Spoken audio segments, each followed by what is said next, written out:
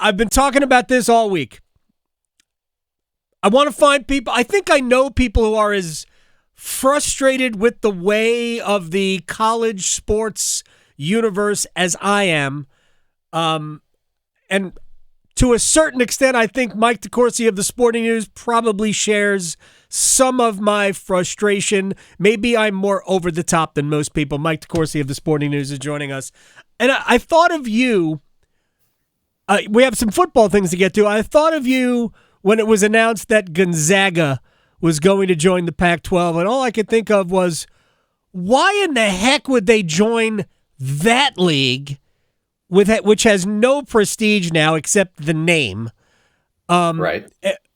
But then again, I remember that, it's really just St. Mary's and maybe University of San Francisco. So it's not like they're leaving anything amazing behind. They are leaving their culture, I guess, behind. So what were your thoughts when Gonzaga jumped to the Pac-12 to be in the same league as Boise State? Well, I think that what is missing here is that they have sold a arrangement, let's say, that has elevated them to national power status. That arrangement has helped them earn 5 number 1 seeds since 2013, 2 national championship games, the longest consecutive Sweet 16 streak in modern NCAA tournament history, tied with your neighbors, North Carolina and Duke. Okay. And all of that has been achieved in this arrangement where they are members of the West Coast Conference. They have St. Mary's as a somewhat of a rival, certainly a challenger. Yeah.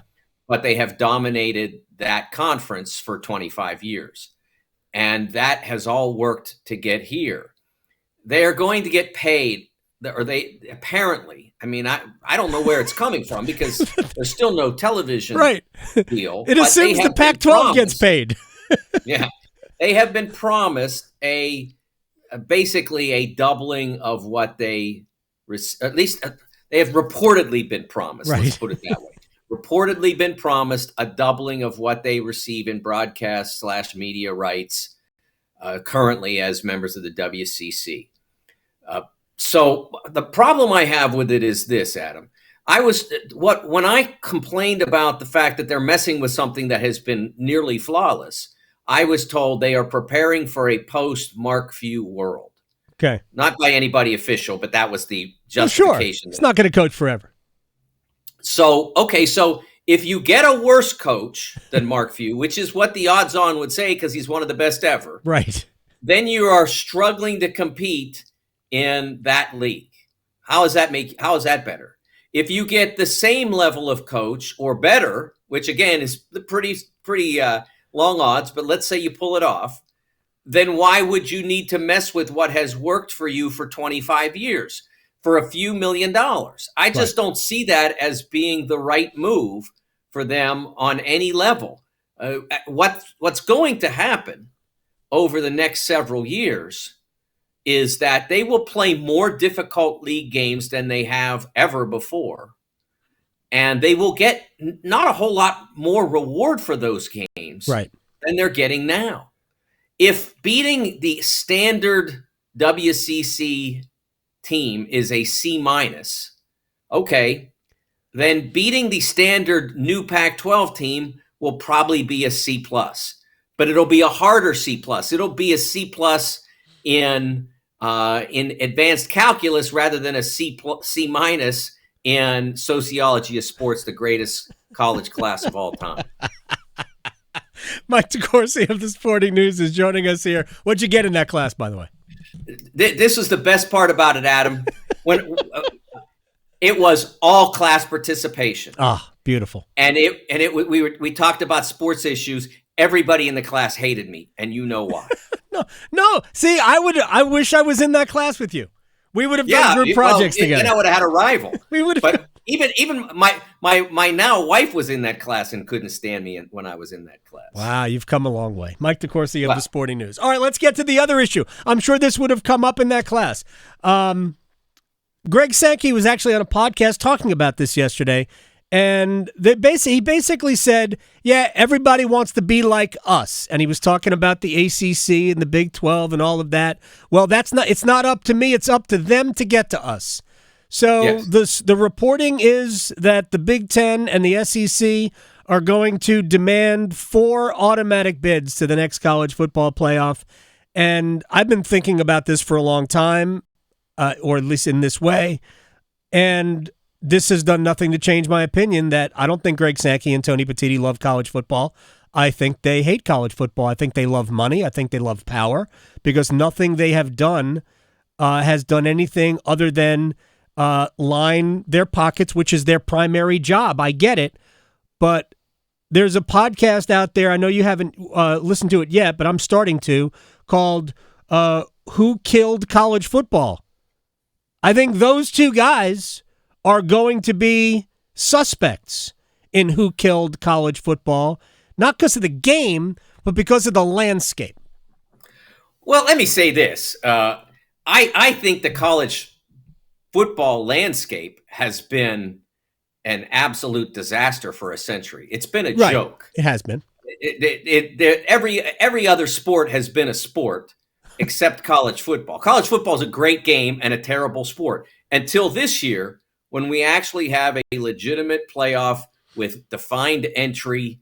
Mm-hmm. You win your conference in the ACC, Big 10, Big 12, SEC, you get in. And if you're the best of that other group of conferences, you get in. That's what we've needed forever. I do believe that if they go to the model where there are guaranteed entry spots for the Big 10 and SEC, it's a significant mistake. It basically puts you right back to where you were, where instead of getting guaranteed bowl arrangements, which were awful, you get guaranteed tournament spots. You're going to get those anyway. Right. The SEC and Big 10 do not need the guarantee. And as I told one Big 10 administrator, I was at Big 10 Media Day yesterday, and I said, look, if this is about money, take the money. Go ahead and say, all right, let's just use a round figure. If the college football playoff is worth $100 million a year, we in the SEC and Big 10 are going to take 2/3 of that, $33 million each, and you guys can have the rest. But as long as you don't then change the competition, I don't care what you do with the money. I mean, maybe the other leagues care, but they don't have the power to change it. So do that. Don't foul with the competition and the integrity of the competition. There should be some suspense. Why do you think March is what it is? Because you don't really 100% know whether you're getting in until the doors are closed and you're inside. I mean, Pitt learned that last year. Yeah. Seton Hall learned that last year. There are things that can happen that can knock you out. But I think overall, if you go through the next 5 years, and I think we're assuming that they'll expand this playoff another round to 14 teams. Yeah. If you go through the next 5 years, they on average will get those 4 bids. Both leagues will on average. There may not be every year, but on average they'll get them. And there may be some years, who knows, when they get 5, Adam. I think the SEC is going to get 6 this year. I think the Big Ten's only going to end up with 2 this year. I don't agree with that. So when you said, well, I think Penn State's about to go on a run of losses. Southern Cal and Oregon I think will fight over certainly 1 bid. They might get a 3rd, but I don't think they're getting 4. I understand why the Big Ten, right?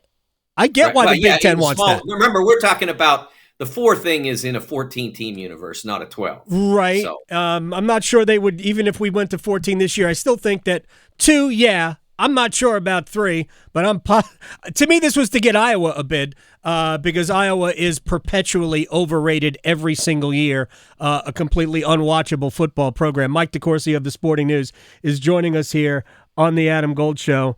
I actually have a problem with the way they've distributed, whatever I just tried to say, distributed the money as well. Like, I thought if you're so good, and they are, the SEC is amazing. I don't think Big Ten football is all that, as on a whole, is all that much better than anybody else. The SEC, I'm not even arguing with. They're the best.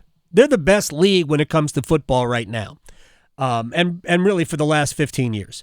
But if you're so good, then just make it merit-based and take all the money. But the fact that you're using your power and your clout, I mean, this is, I don't want to make it a political, I don't want to use a political comparison, but this is just power for the sake of power. We're going to prove you how big our wallet is. And I just think all of that is gross. I think it's bad for college sports in general. And that's why I say that those guys don't really love college football, that they just love money. Well, I think that their job, as is the case with Roger Goodell at the NFL, their job is to make their league as profitable and as powerful as possible. Right. I mean, that's what their job is. And they have done that by working to expand in smart ways in the SEC, the case of Oklahoma and Texas, Big Ten with the 4 West Coast schools that led to the ACC expansion and the Big 12 expansion, et cetera. Look, in 2021, I remember right before Big Ten Media Days, it broke that Texas and Oklahoma might join the SEC. And I wrote like almost an open letter to Greg Sankey in a column saying, look, you know what's going to happen if you do this. Is that good for college sports? You know what's going to happen. Yeah. Do you need to do this? And they did it. Yeah. Now, they did it because, in large part because Texas and Oklahoma banged on their door and said, if you don't take us, we'll find someone else who will. Right. Texas, it all began because Texas stunk at football for a decade. And Texas had to blame somebody else. Adam, it clearly was someone else's fault other than Texas. No doubt about it. Because it couldn't possibly be theirs for hiring a series of either hiring not good enough coaches or firing them too soon. As a result, they wound up with a deficient football program, and it clearly was someone else's fault. So they decided that the only way to make it back to being Texas was to change away from the conference that they dominated. They could have stayed where they were and done fine. And Texas does not need the extra TV money that they'll get in the SEC. They won't know where to spend it. They already make more money than anybody else anyway. All right, we have to go, but let me just ask you, you can give me a yes or no answer, and we'll go like 30 seconds or so. I do believe that within 5 years, we're going to have essentially one giant Super League with promotion and relegation of, 20 or so teams in each tier. Maybe we'll have 60 teams who are willing to pay into this large system, but I think that's what we're going to have. And then the rest of and college sports, the rest of it will look maybe like it used to look. No, I don't think that'll happen. I just don't. I don't think that many people will be able to agree on that much to change the whole landscape in that broad a fashion. All right, we have to have this conversation over Diet Cokes with light ice. You bet. Mike DeCourcy of the Sporting News at TSN Mike on Twitter. Thank you very much. Good luck to your Steelers against the Cowboys on Sunday night. We'll be watching and rooting for Justin Fields and company. Nice. Thanks, Adam. You got it. Mike DeCourcy, thank you.